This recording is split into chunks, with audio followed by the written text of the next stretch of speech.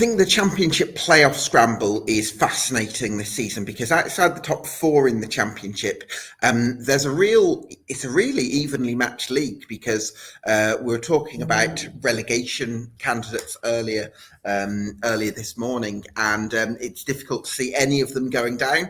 I think there's reasons to believe in all the relegation candidates in the Championship, and probably reasons to doubt all the playoff candidates, which makes it so exciting. Can West Brom start to rediscover the defensive solidity we saw from them under Carlos Corberán? Can Middlesbrough finally find that elusive consistency they've just evaded all season?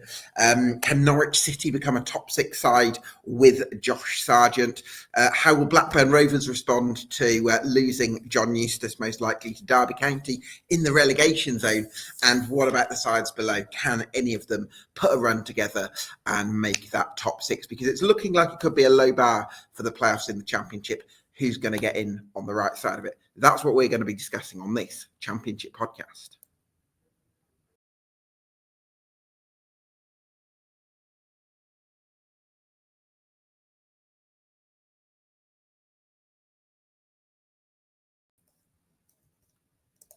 Yes, welcome along to EFL Debate. You can get subscribed to us on YouTube and on Spotify. And I'm delighted to be joined by my co-host in person, Mr. Oli Mann of Sheff United Way. How are you, Oli? Yeah, I'm good. I'm a bit tired today. You know, we've been recording all morning. So for those who want to peek behind the scenes, we've been doing Sportsman Untitled this morning, where we've been talking about some of the automatic promotion race. A really good show, I thought. So please do go and check it out if you get the opportunity when it's released this evening. But I'm knackered, Gab, because I stayed up watching the Super Bowl way too late. And I had to get up way too early. So for anybody who sees me drinking, the coffee is all that's keeping me going. Was the Super Bowl worth it?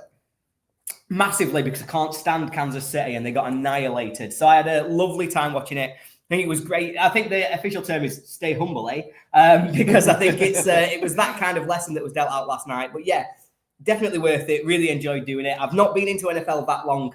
It's only my sort of third Super Bowl, I think. But yeah, starting to be committed, and next year it's for the Bills. It's got to be for the Bills. I'm not sure I even know what sport Super Bowl is. Is it baseball? NFL. It's NFL. But what's NFL? Is it American football. American football. Okay, right, there we go. I've literally no idea. I can tell. I'm going to stick to the Championship. Stick to real football. Yeah, exactly. Yeah. So how are you seeing the playoff scramble unfolding, Oli? Because there's lots of teams. I think we've got about 10 teams sort of lined up to discuss this evening, so quite a few. I suppose the headline four would be Blackburn Rovers because they're fifth, West Bromwich Albion because they've been up there all season, Middlesbrough because their ceiling is that high, and Norwich City because they're that good with Josh Sargent. Are we looking at two from those four, or do you think it's wide open and there's lots of candidates below that could anyone have come into? Set me up perfectly, Gab, because I think it's actually going a bit wider than that for me. I think there's other teams in there who I've really got my eye on. Everybody will know I'm a big Sheffield United fan, hence why I have the ultimate anxiety and suffering that I am terrified that we will finish third, and they, who will not be named right now, will finish sixth. But Voldemort, yes. So Voldemort's team are going to finish sixth. That terrifies me. So we have to very much hope that's not going to be the case. Yeah. But I think actually the team I've really got my eye on is Coventry City. I'm really interested in what some of our contributors have got to say today. I think the upturn in Coventry's form has been outstanding. I think I've really started to see, I think it's probably variance that is now falling on their side rather than going against them as maybe it had done earlier in the season. But they're really looking like a team to me who can build up a head of steam. Before the season started, I had so much confidence as them as being a team who are ready to win now. I thought they were a team who'd be pushing for sort of that top four positions, to be honest. I thought with Mark Robbins at the time, they were really going to be a team that went and really got it. I didn't expect Frank Lampard to be the man who actually made that switch. I don't have a load of belief in him. And yet what he's got that team doing, how they're playing at the moment, they're the dark horse for me. I think they're the team who might come in there and steal sixth while everybody else around them is just faltering. What I do like about Coventry is the options that they've got now in midfield and in attack due to both the signing of Matt Grimes and also the return from injury as well going forward. So I can certainly see your case. Well, let's get started. We've got a series of guest videos contributions. So I think what we'll start with is Blackburn Rovers, because they're about to have their manager poached, it seems. John Eustace by Derby County of the relegation zone. So bit of an odd one. This is what Ollie Collins of Jolly Ollie on TikTok. Yeah, get following him on TikTok. Here's what he had to say. This is Ollie Collins from Jolly Ollie BRFC on TikTok in regards to Blackburn Rovers' promotion chances for the remainder of the season. I think everyone's aware of the news that's come out quite recently that it's looking likely that John Eustace will leave Blackburn Rovers for relegation-threatened Derby County.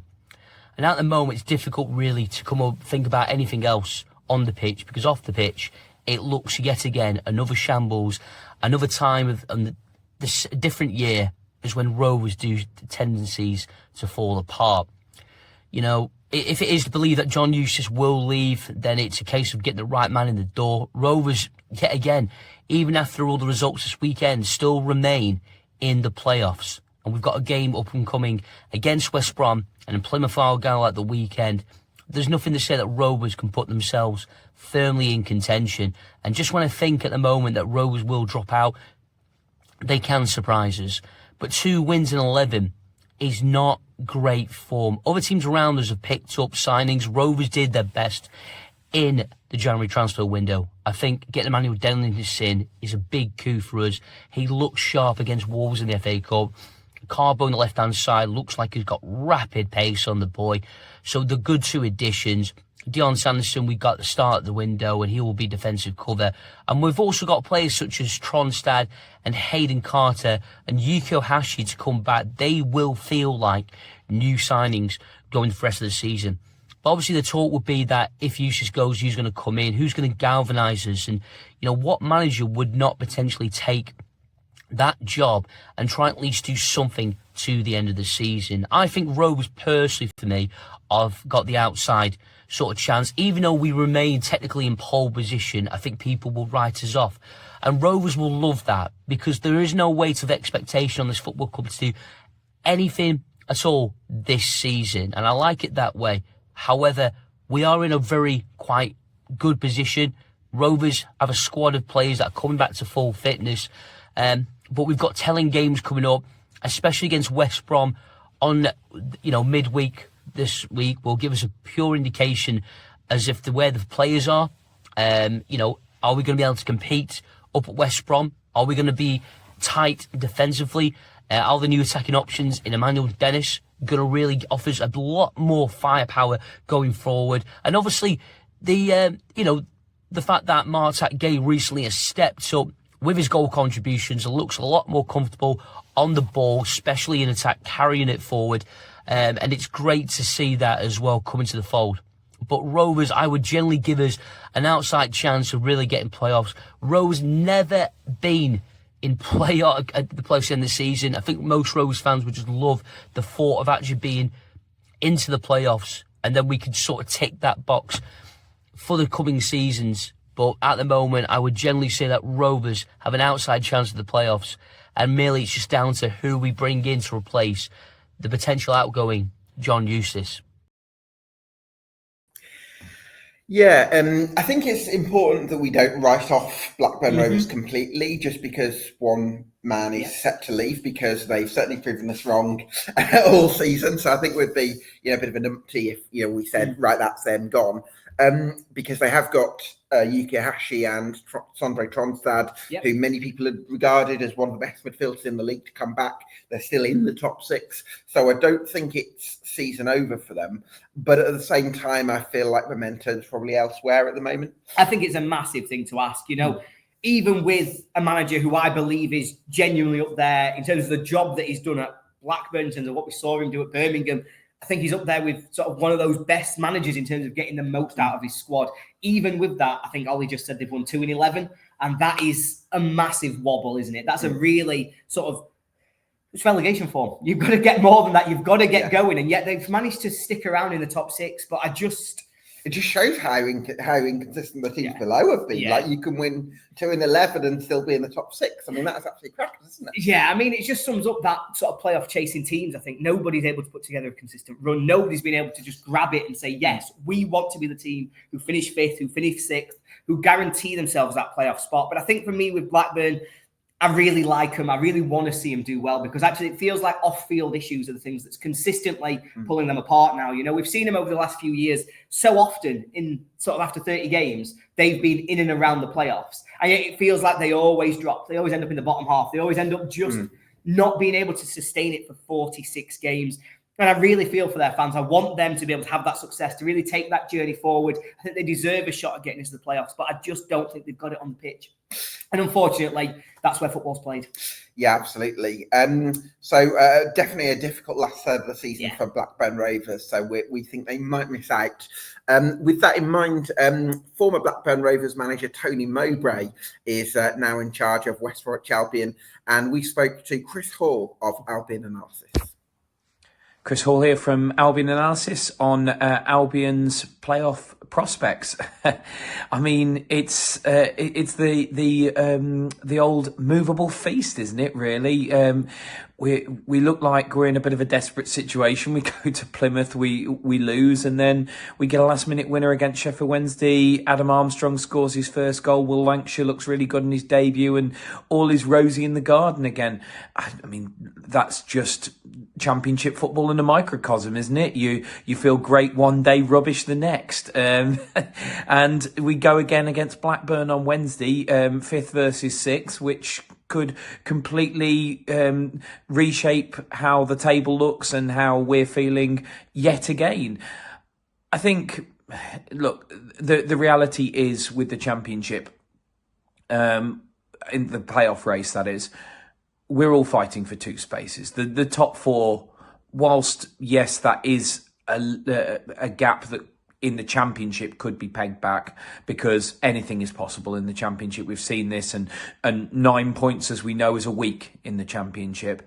I think realistically speaking, you look at the unbeaten run that Sunderland are on. You look at the sort of runs that Sheffield United, Burnley, Leeds can put together, and then you look at the inconsistency of the teams below them. Ourselves, Blackburn, Middlesbrough, massively inconsistent. Coventry go and have a few good results and then drop some points where they shouldn't. Norwich, just when they look like they're getting themselves together, seems to drop points. I don't think any of us really have the consistency to draw in those four teams, because I think that's what it would take. It would take, probably 8 wins from 10. And probably to draw the other 2 or something like that. Realistically, that's probably what it's going to take. And I'm not sure anybody outside the top 4 has a run like that in their locker, to be fair. So we're all battling it out for 2 spaces, which means we've kind of got to be the best of the rest, a bit like we were last season, to be honest with you. Do I think we've got that in us? Yes. I do. I look at us now with our forward option. If you'd said to me before the transfer window, did we have that in us? No, because I didn't see where the options were coming off the bench to win games, tight games. I didn't see where the goals were coming, and without Josh Maja until he gets back injured, and then we were relying on Daryl DK staying fit, which, as we all know, is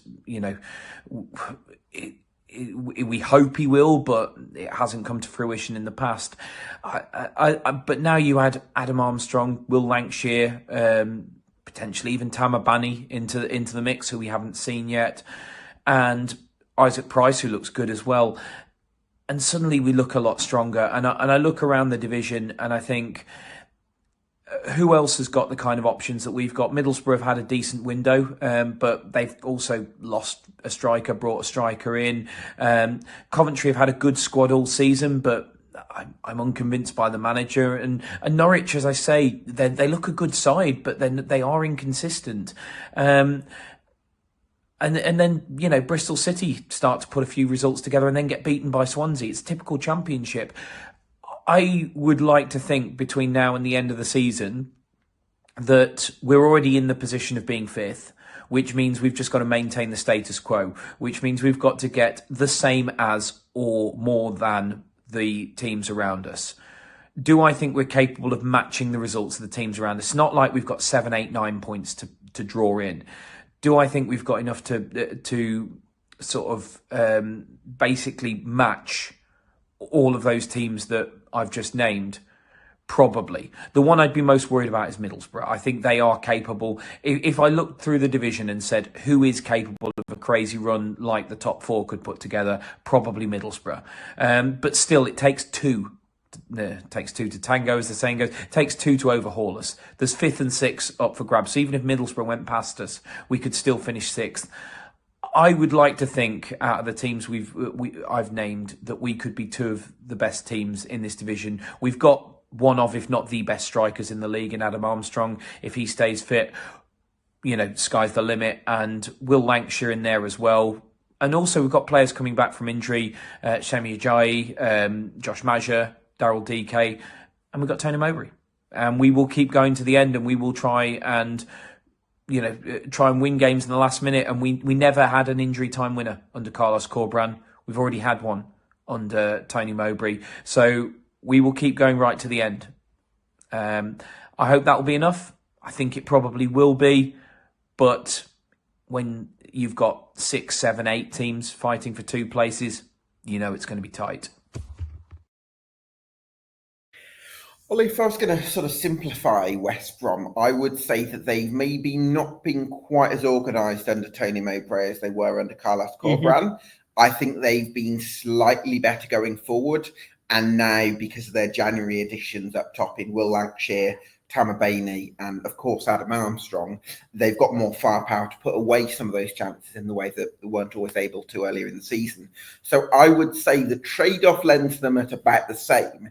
And because there's nobody else is showing that same level of consistency, I would say that's probably going to be enough to get them into the top 6. What do you think? Yeah, I can certainly see it. For me, I've got them just missing out. But the reason behind that is I really like their striking options. I love the recruitment of Adam Armstrong. I think he's proved himself time and time again to be outstanding at championship level. I think going forwards, they've got a lot of dynamism. They've got a lot of different ways to hurt teams. So I really like their attacking options. But actually, with that transition away from the more controlled, the more strategic way that Corberán had them playing, I'm a little bit concerned about them defensively. I think that they've got a little bit of a shake in them. Right, I think against Wednesday, they got away with one. I think they were a little bit lucky to get out of that. I think I think it was the right decision, but there was a debatable offside. They then conceded that late equaliser. So I think if that finishes 1-1, we're having a very different conversation about what West Brom's future's looking like. I think that last goal, that sort of injury time winner from Malumbe, makes them look a lot more secure in the position than they are. But then I suppose the other argument would be they've shown games like the 5-1 victory over Portsmouth. Yeah. That's the North Star of what they're capable of, isn't it? Yeah, absolutely. But I think, the big thing here for me is going to be you've got to beat the teams that are in and around you. I think the real statements, the real messages is going to come with the Blackburn games. It's going to come with all those kind of the gritty games. And I think that defensively, I've just got a question mark in my head about them. They've lost the goalkeeper. I know they brought back Griffiths. I don't know loads about his season at Bristol Rovers, I'll be honest. Sure. But I just feel as though for all the attacking development they've made, I think they've got weaker defensively in terms of the tactics. I think they've got weaker defensively in terms of the players. Yeah. And that, for me, as a trade-off, I'd much rather see a solid defensive team than one who can be brilliant going forwards but could be nullified. Interesting. Yeah, maybe that's because I'm a United fan and we're just defending all the time. Yeah, no, you've made a good point there. I'd be really intrigued. I do think there's balance to strike. I would like them to get back to some of those foundations that we saw from them under Corberán. So hopefully Tony Mowbray can sort of find that balance. Well, next we've got friend of the podcast. Well, they're all friends of the podcast, obviously, but Johnny Bullock from the Boro Breakdown. Here's what he had to say. Hello, Gab. Johnny here from the Boro Breakdown podcast, here to give you my prediction on whether Middlesbrough will make the playoffs this season. My short answer, yeah, I think we probably will. Where do I think we'll finish? Most likely 6th, which pretty much what I predicted at the start of the season. So if that comes off, I'll feel like a bit of an oracle. But on that note as well, why do I think we'll finish 6th? I think going forward, we have a lot of quality there. I think Illing Jr. coming in is that bit of extra what we just needed to get us over the line. Of course, we've signed Morgan Whittaker on a permanent, which I don't really expect him to hit the ground running as quickly this season. Iniachos came in on loan, of course. George Edmondson and Ryan Giles and Mark Travers have really been those big signs as well, which have helped us or will help us in the coming games. But I don't really think, Gab, that we're good enough to go up this year. We are massively inconsistent, as you're most likely aware. We're giving away too many chances from our own doing, and now fans are starting to feel very apathetic about it all. Nothing's really changing. We're still making those big individual errors. but it has to improve. And if it doesn't improve, that Boro will pretty much finish outside the playoff places, and it will be a failure. It will be a big failure for Boro this season if they don't do it. Yes, no, I appreciate we have lost Emmanuel Laugh, but Tommy Conway is more than a good enough replacement for him. And we still create plenty of chances. I feel like you've got to be a bit of a bad striker not to score in Boro's system right now and how they create many chances. And I feel that kind of influenced how it went in the transfer window as well by bringing in more quality out wide and up front as well. But will it be good enough? I think time will tell. Do I really, really believe that we'll go up? No, I don't. Playoffs will be sixth and Burnley will put us out of our misery. But Gab, thank you so much for having me on, and I'll speak to you soon. Top man, Johnny. Thanks for coming on. Ollie, you've got a hot take on Middlesbrough then, have you? Yeah, I'm really annoyed at Middlesbrough, to be honest. It's one of those things where, and I know this sounds ridiculous, so I'm going to preface this. They play United midweek. They're playing us on Wednesday at Bramall Lane, and I fully expect Middlesbrough to come to Bramall Lane and beat Sheffield United.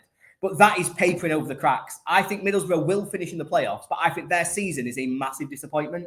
I think regardless of where they go from here, there's got to be huge questions being asked at that football club of the manager, of the players, because they have let themselves down. They should be so much better than they are. At the start of the season, I said they would push the top two all the way. We then went through 2 months at the start of the season where their XG, all of their underlying numbers were so much better. They were up there with Leeds, and yet consistently, they do not have the mentality. They don't have the formation, the tactical nous to get through games. They just allow other teams to come onto them. And I think so much of it has to come down to Carrick. I've got so many big questions because lots of people talk about the great job he's done getting Boro into some of these positions. But actually, everybody knows what Boro's problem is. Every single person can see that defensively, they make too many rudimentary, amateurish mistakes. They've conceded comedy goals. They just make the same mistakes time and time again. Your job as a manager, as a coaching team, is to make a football team better. You are there, you are paid to hide all of the cracks. That's what all the successful teams are doing this season. Yeah. Leeds have got a problem with Melier, so they just don't let the other team shoot. Burnley have got a problem going forward. So actually, let's just make sure we never concede a goal and we only ever need to score one. United have had so many injuries and difficulties, and Wilder has found a way to make us effective in winning games of football. They've papered over all of the cracks, all the things we're not very good at have been hidden by good tactical and managerial development. Boro have done the opposite. They've exposed themselves time and time again. And I just think it's stupid. And I think they should have been so much better than they are. They've got a fantastic squad.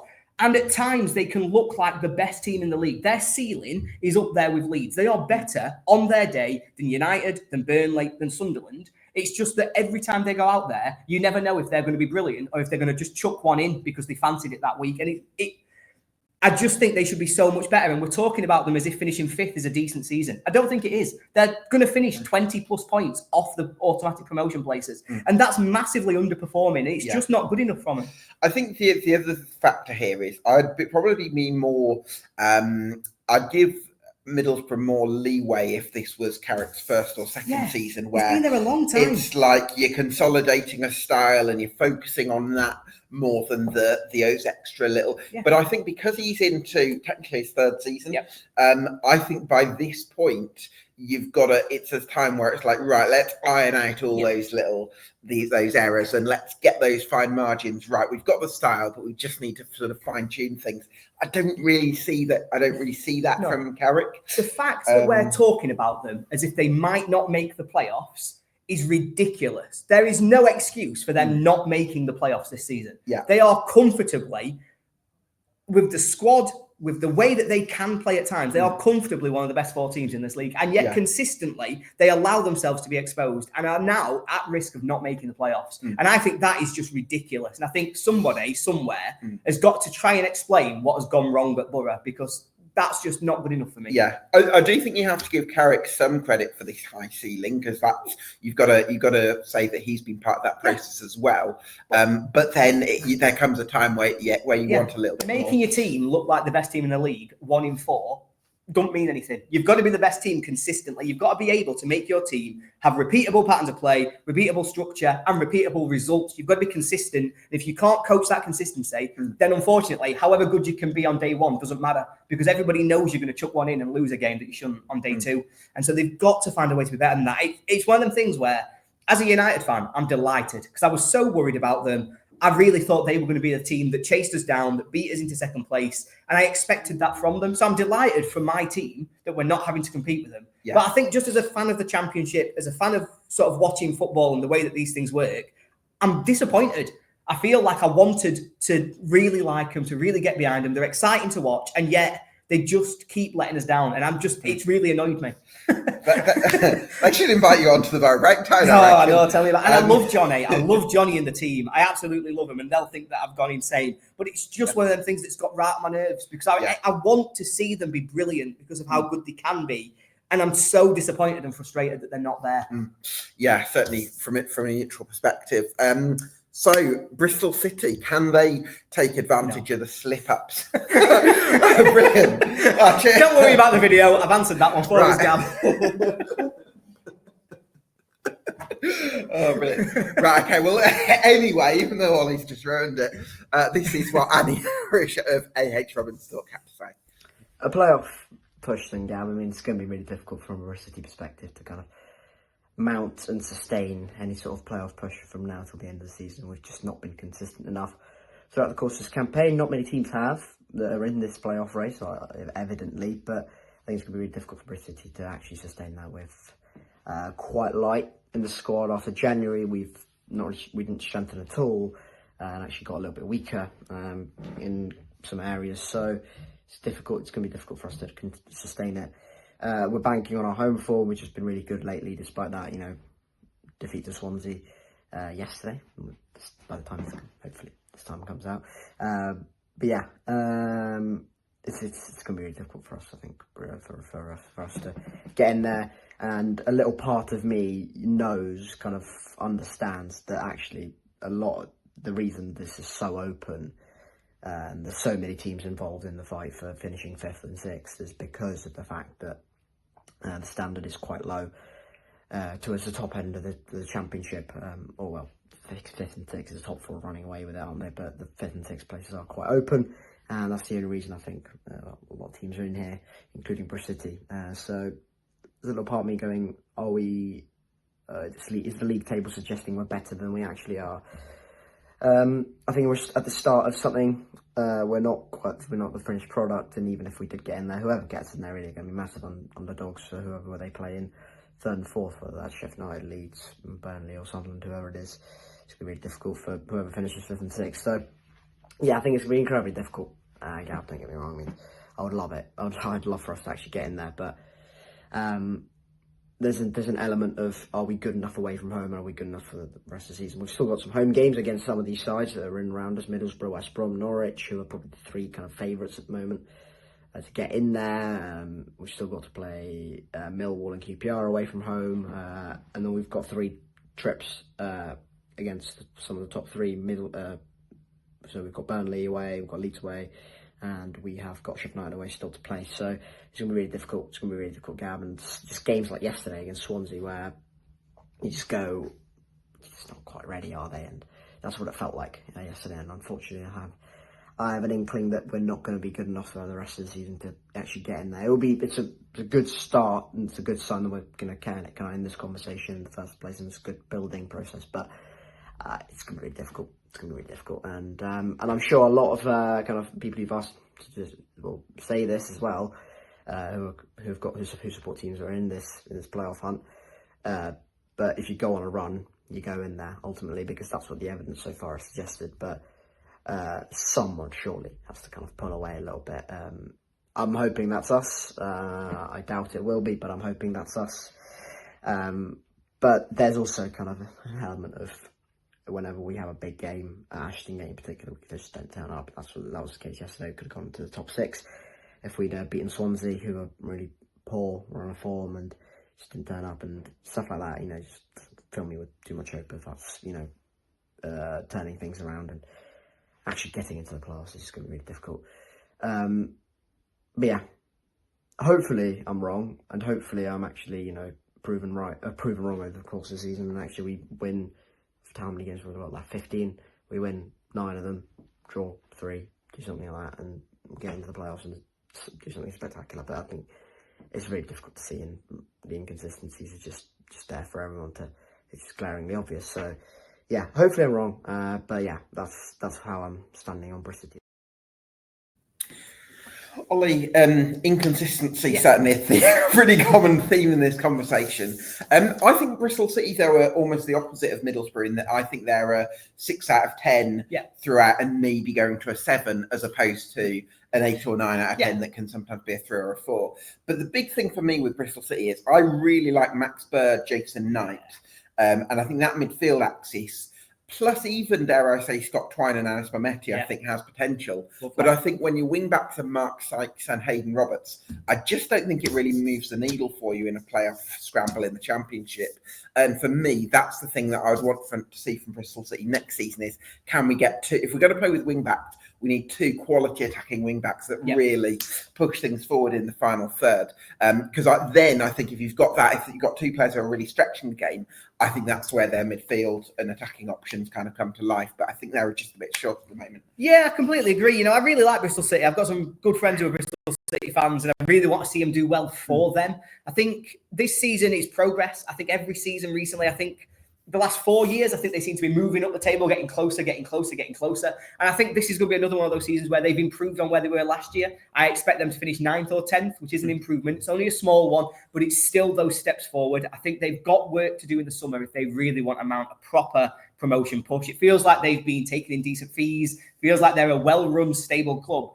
At some point, your owner's got to gamble. You've got to say, right, we really want to have a go at this. And hopefully next summer's the time, because it feels like this is the moment where there's so many teams in the Championship, nobody's putting their foot down and saying, we'll be in the top 6. And so actually, if you can have a good summer this year, you could be one of those teams. You could be the next one that's really pushing yourselves into that contention. I like a lot of what they're doing. I like the fact that they're progressing. But yeah, I just don't think that they've got... It was alluded to there, but every time a game that matters really comes up, if you win today, you will be in the top 6. They lose it every single time. I remember when United went there and they were 5th after 88 minutes. They were beating United 1-0. They were 5th in the league, and yet they lost 2-1 and ended up being 11th, because every time they get close to being in that position, something goes wrong for them. They're never able to really sustain that run. I think that's probably going to cost them, but that's not to say they're not on a long-term, really positive trajectory that is good to see, and we'll see them start to move forward towards the playoffs in the next couple of years. Absolutely, yes. Some good work being done, but not quite seeing the full fruits of that just yet. Watford, I would put in a similar bracket to Blackburn in the sense that they've been in that top 10 all season with a brilliant manager, but I think the managerial turbulence and the uncertainty and not the manager not really being looked after properly and the possibility of them leaving, I think is a sort of a parallel you can draw. So here's what Sam Ucko said from WD18. If I can find him, yeah. Morning, Gab. Hope you are all good. Thank you for giving me the opportunity again to speak on today's podcast. Just on Watford's promotion hopes, sort of the feeling in amongst the fan base is that there was a real opportunity to potentially mount a playoff push if our January transfer window was good. However, the ownership and the board completely failed Tom Cleverley, selling a couple of first-team players in the likes of Ryan Porteous leaving. A couple of loans were terminated. Daniel Jefferson, who was really, really poor. Festi Ebasele, who was going to be injured for the foreseeable future anyway. Their loans were terminated. And sort of, I don't think the issue was that any of those players necessarily left. The issue was that no players were brought in, on top of the current injury crisis that Tom Cleverley is facing. Quadro Bar is out for the foreseeable. Daniel Batman's out for the foreseeable future. The goalkeeper was replaced, to be fair, by a keeper called Selvik, who actually got man of the match on his debut away at Sunderland. Who else is out at the moment? Rocco Vata is sort of out injured. He was out ill at the weekend, so he's in and out of the side as well. And to be honest with you, this team just really, really needed that extra boost in the January transfer window. Vacuum Bio hasn't been cutting it up top. He's now suspended for another 2 games. He was out of the Sunderland game. Luckily for us, 18-year-old Mamadou Doumbia impressed on Saturday, but it's a big risk relying on an 18-year-old who's never played in English football to be your source of goals in the league, when particularly when Vacuum Bio's not cutting it, and you can't necessarily rely on him. So frustrating in that area. In the central midfield areas, Moussa Sissoko's had a really, really poor season, but he keeps on retaining his plays as well. It's just been frustrating. I think as well, the reason why fans aren't so confident now in Watford getting that playoff place is that in the first half of the season, we relied really, really heavily on our home form. Under Tom Cleverley, we went 17, 18 games unbeaten at home from his first game up until Cardiff at home just before the end of the new year. Just before the end of last year in 2024, we came unstuck to Cardiff, and since then I think we've lost 4 in a row at home, 5 in a row at home. And away performances have definitely picked up a bit with a win at Derby, an okay performance at Coventry, and a decent point away at Sunderland, but still not enough when you're not picking up maximum points at home as well. So the home form's stuttering a bit, the away form's still not amazing. And for that, I think probably the trajectory of where Watford are going on the table is only downwards, unfortunately. So yeah, it's going to be tough to see Watford getting into the playoffs from here. I'd say what Watford will need to do if we are going to get playoffs is just become a bit more hard to beat again. We're conceding so many sloppy goals, particularly from set pieces like we saw against Sunderland. We're going to have to become a bit tighter at the back. The likes of Matty Pollock have potentially been Watford's player of the season so far. So just to get his performance levels back up to 100%, I think will be absolutely crucial. And of course, relying on the likes of Georgie Chatfatadze and Rocco Vata to produce their magic as well. Chatfatadze, I think pretty much every opposition fan has said he's the best player they've played against this season.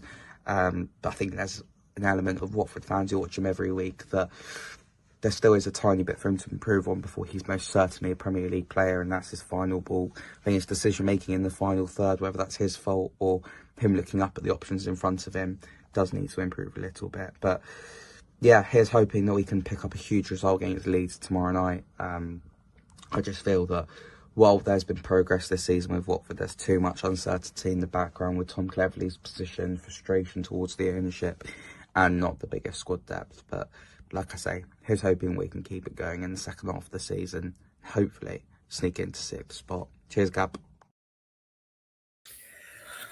Oli, I absolutely hate how Tom Cleverley has been treated at Watford. He's done a fantastic job. He's a club legend from his playing days as well. So, I mean, that's one factor. But he's done a brilliant job. He's put together a competitive team. It's an imbalanced squad. There's still weaknesses that they're sort of still getting around. I really would love to see Tom Cleverley have the chance to really try and build something at Watford. But it's just not going to happen because...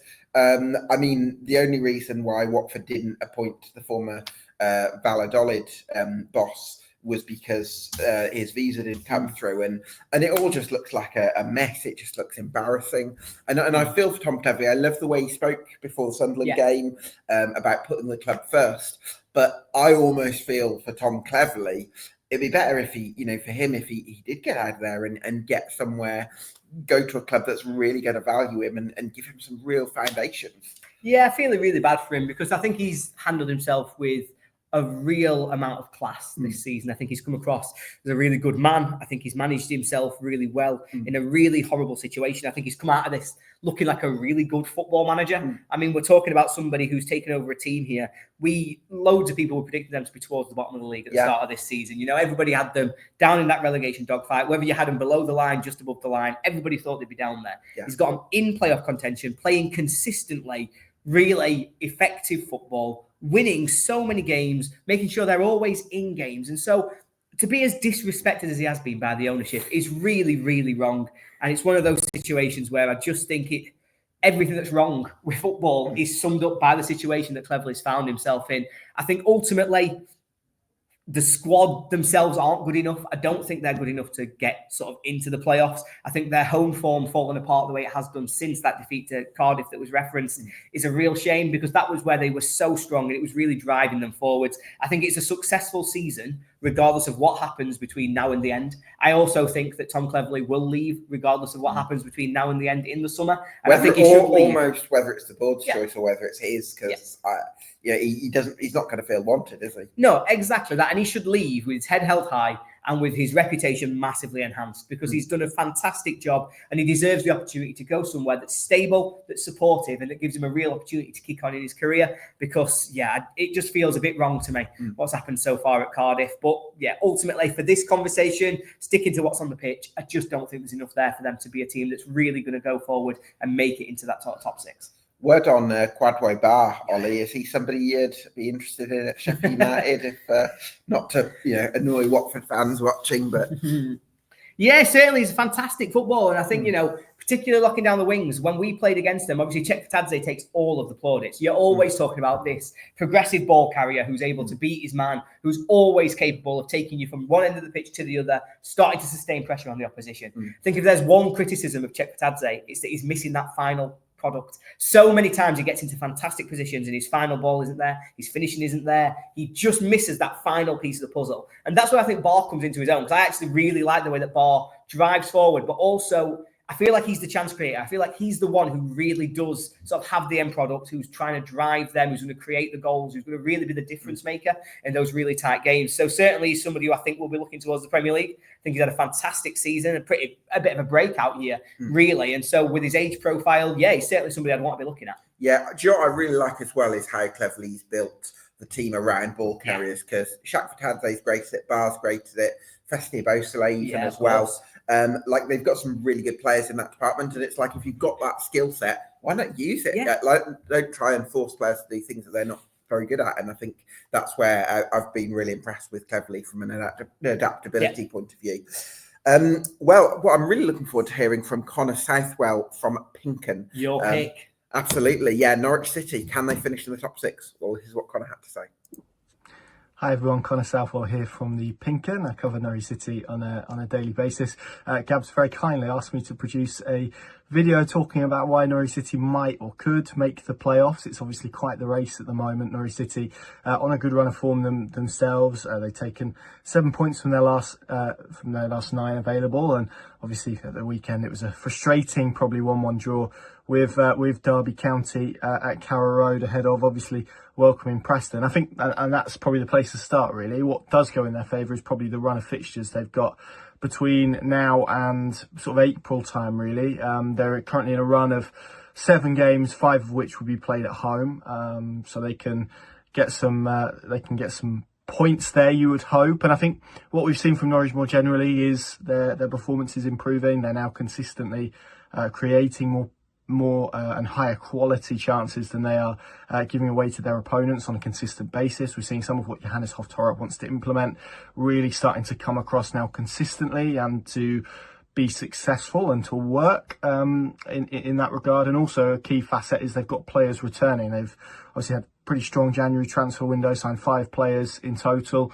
Mate Jurasek, was the main one of that. They've Lewis Dobbin on loan from Aston Villa, Ruari McConville from Brighton, centre back, just giving them a little bit more depth. And they're in a good spot at the moment, good squad. They're in a position now where they're able to leave players out after probably 2 injury crises at various points of the season. Marcelino Nunez is back, Borja Sainz is about to come back from his ban. Josh Sargent obviously has returned from a pretty major injury. He's got 4 goals in 3 games, and I think in terms of being all-rounded, complete package, number 9, I think he is the best available option really in the Championship, probably in that regard. I think he's the I think there's probably individual strikers that are better at individual elements, but as a complete 9, I think he is the best in the division. And there's a lot of good momentum and good energy at the moment around Norwich City. Their 2 defeats in 2025 have come against Sheffield United and Leeds, both away from home, both in the same week. Other than that, it's been hugely successful. They've taken points, they've basically doubled the amount of wins, and it feels like they're on a gradual sort of upward curve, which is a nice place to be from Norwich City fans' perspective. And I think the hope is now that all of those elements, the new style of play that they're trying to implement, how attractive that is, how attacking that is, the data behind it suggests it's a sustainable run of form. The players coming back, and obviously the new additions to supplement that.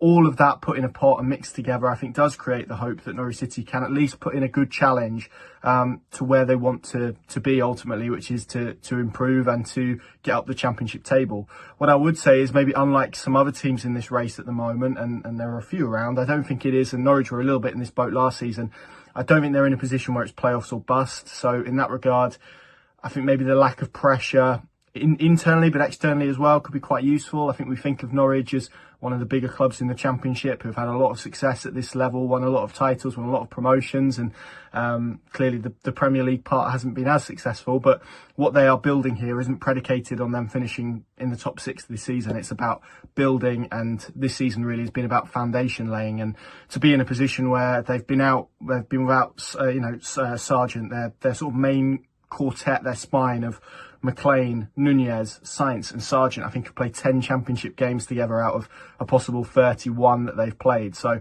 that goes to show probably where they're at this moment in time. All of those will be available from Tuesday onwards, and barring any sort of major injury crisis, although they've got a few more options now to deal with that because of their business, because of the players that are coming back, the squad's in a really strong position. And I think they've got a very talented head coach, young head coach, who's made mistakes this season and will continue to make mistakes, but is implementing, I think, something really exciting. But I think most people, probably internally as well, are looking at next season probably as maybe the one that they can really push. But that being said, they're in a position where they can contest. If they can put a run of form together, they can certainly put themselves in the conversation. Of course, as part of any long-term project, if you can do that, it doesn't half help in terms of the atmosphere, the buy-in and all of those elements as well. So yeah, maybe that lack of pressure is a strength for Norwich City, but I think all of those elements put together makes them a decent candidate for a top 6 shout. But I don't think it would be the end of the world if they didn't get there.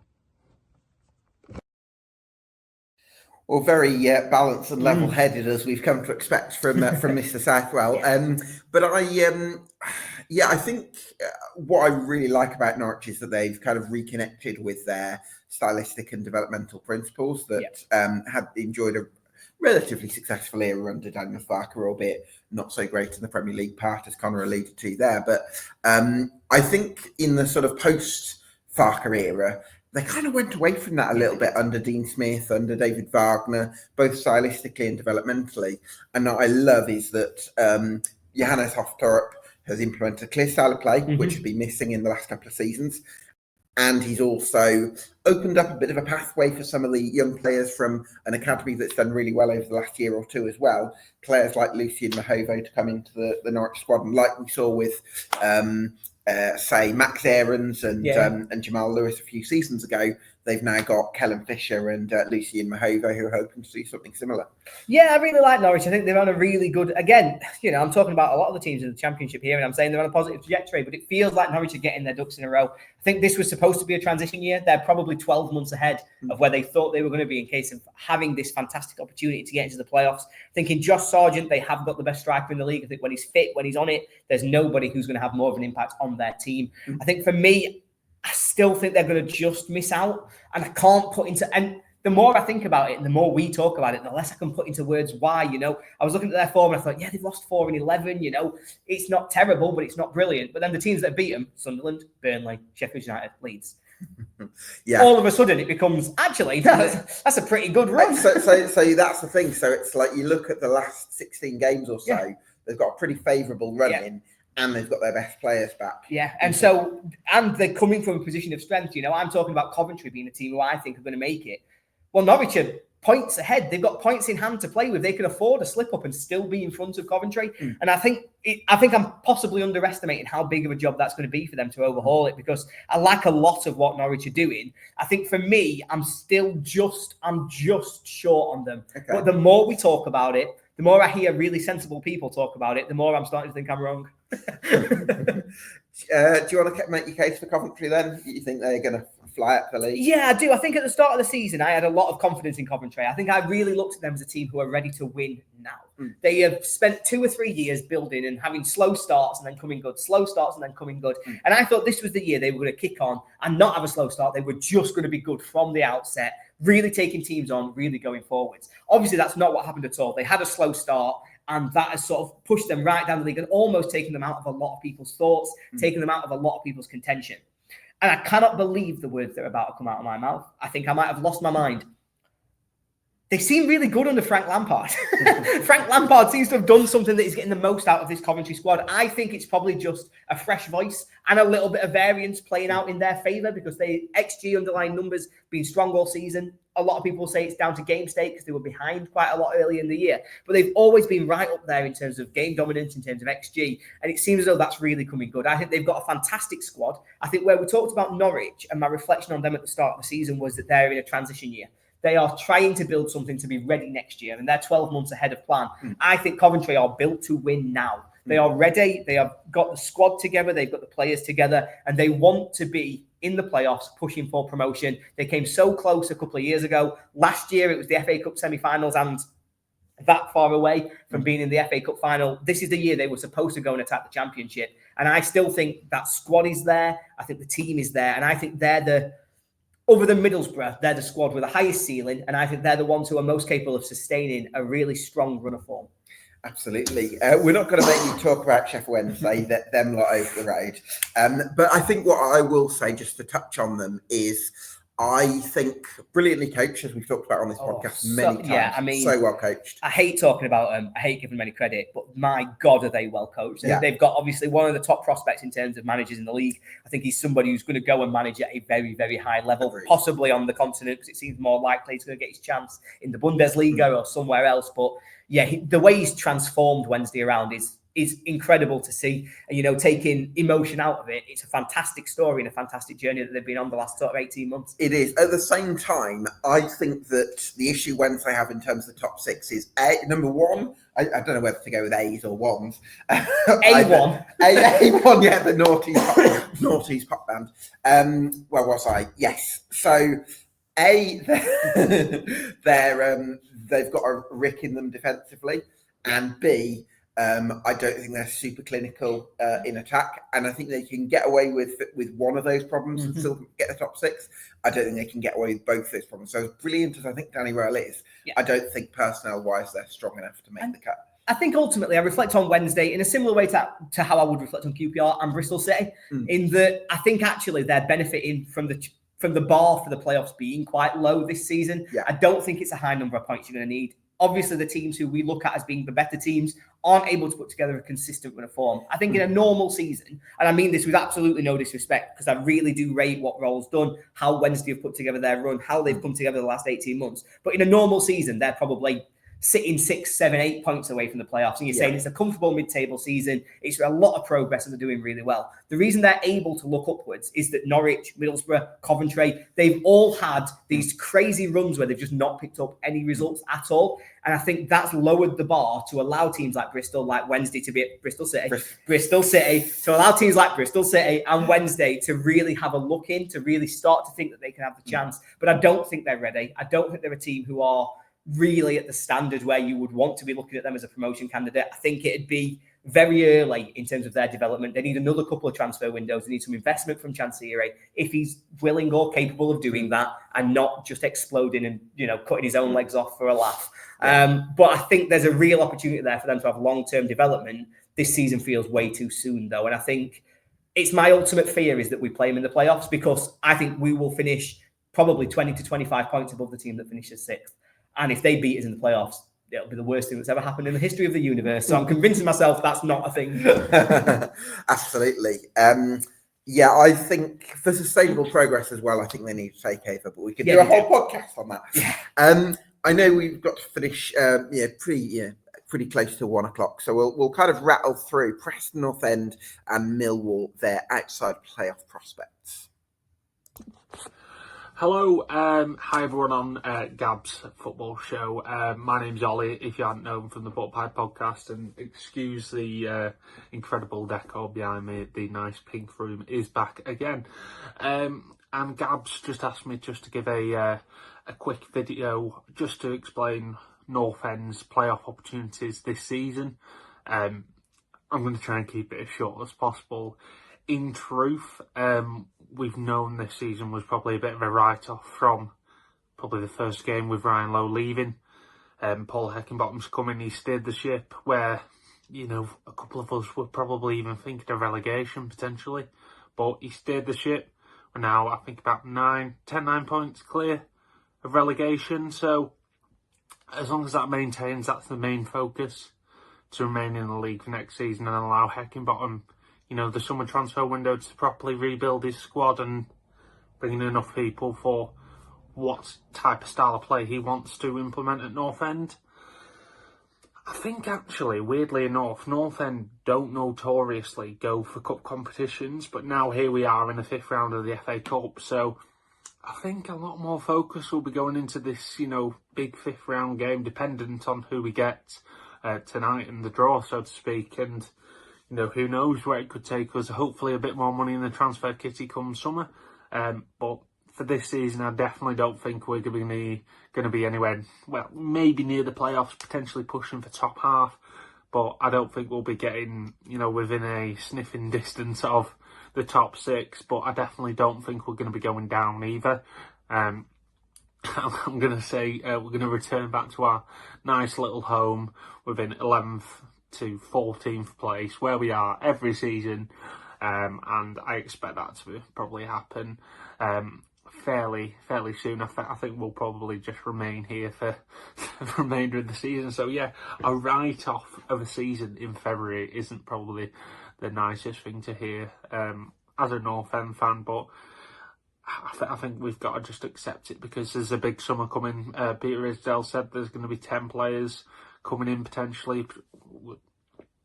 Could be looking at losing Militon Osmajic for, quite a decent fee. I think the club are looking around about 9 million. So if we're allowed, 9 million plus, the extra money on top of that, then it's going to be a really big summer. You're looking at 10, 11 million pounds spent on players by Preston North End, which is unheard of, so to speak. So, yeah, right off in February. Still got a bit of the cup fever. Hopefully we carry on our charge, and who knows, we may win the FA Cup again. But yeah, I think we definitely won't go up. But fingers crossed I don't jinx this. We definitely won't go down, and I'm going to expect North End to finish between 11th and 14th this season again. But cheers, Gav, for having me on, and enjoy the rest of the show. Hi guys, Ben here from Chat With Chaps. If you don't know who we are or haven't come across us before, we are a Millwall podcast. Everything we are doing this year, all the profit that's made from our channel and shows is going towards cancer research. So yeah, if you haven't come across us before, do go and have a look at us on all the usual social media outlets.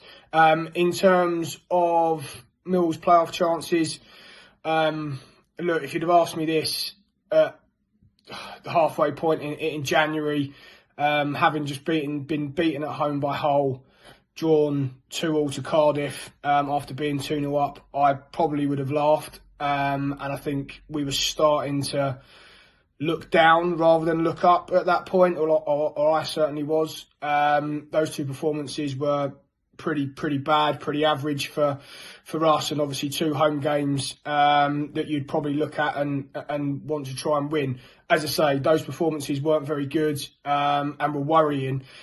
We then went away to Hull, to Pompey, obviously recently beat QPR, and obviously a fantastic result Saturday in the Cup against Leeds. And yeah, what a difference a couple of weeks can make. We're now starting to see a lot more of Alex Neil's patterns of play, how he wants the Lions to perform. The January transfer window was absolutely excellent. There's a real buzz and feel-good factor around the club again now.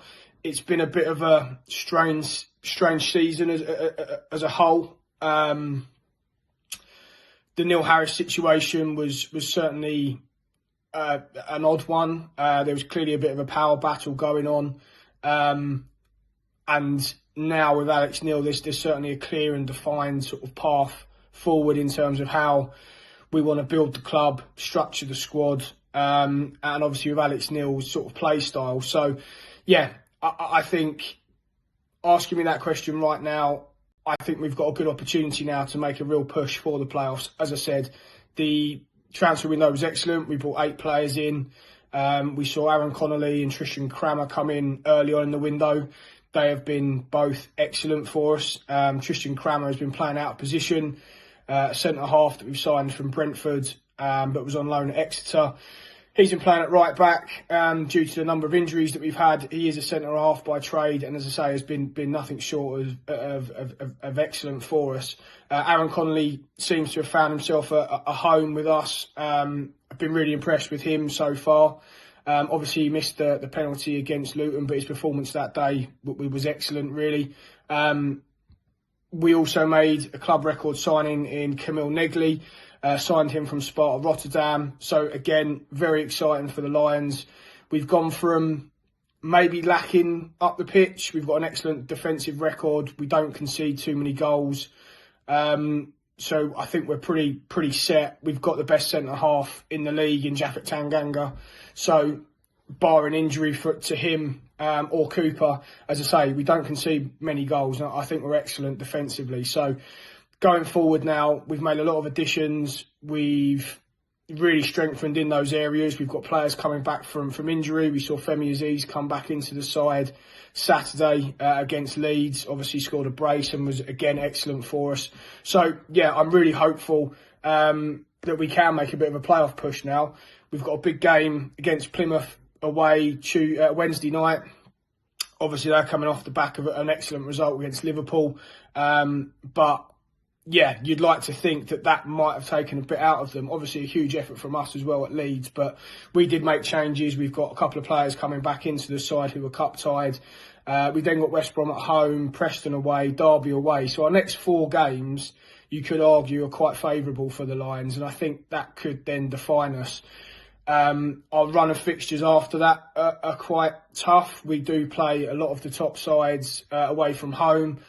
We go back to Ellen Road. We've got Sunderland away, Sheffield United away.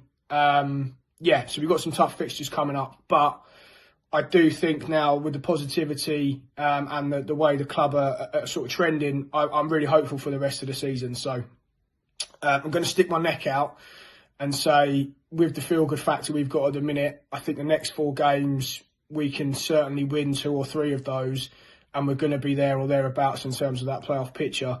But more importantly, come the end of the season, I do think we will be knocking on the door.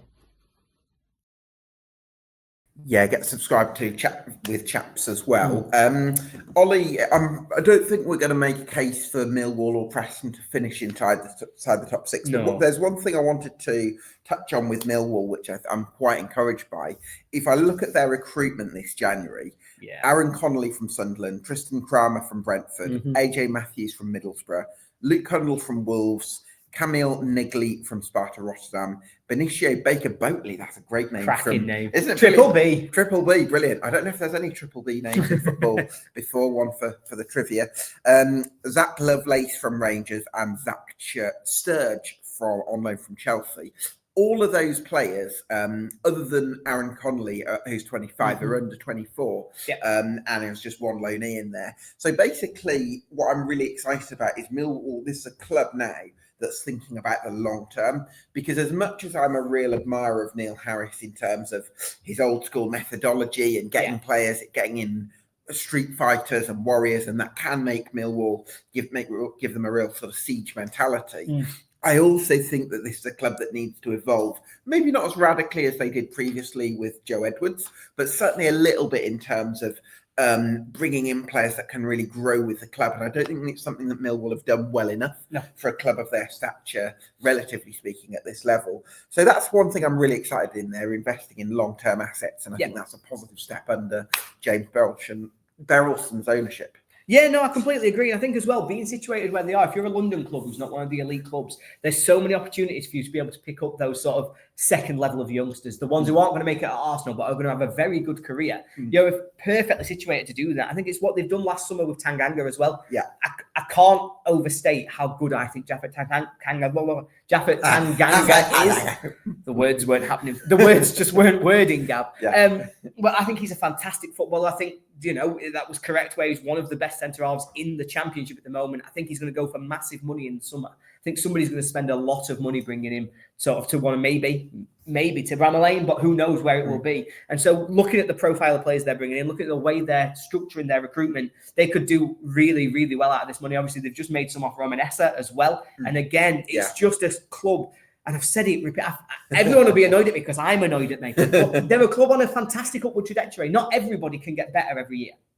There's going to be seasons where things fluctuate a little bit. So maybe next season they might dip a little bit, losing Tanganga, waiting for these young players to develop, for them to turn into the players that we know they might become.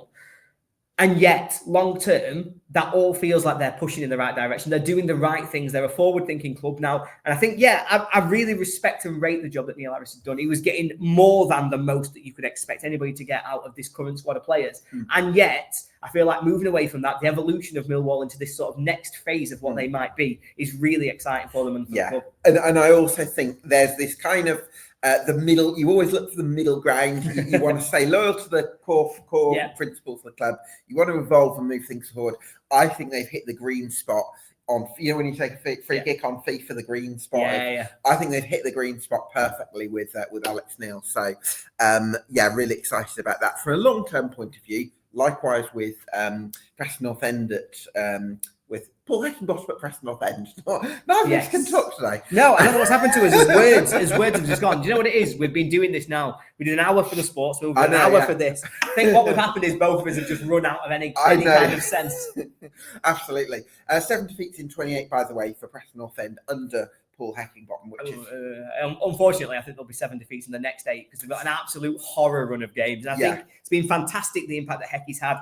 Fantastic to see him doing well as well. I really have a lot of time for Paul Heckingbottom. I think the way he conducted himself, the way that he managed Sheffield United was outstanding.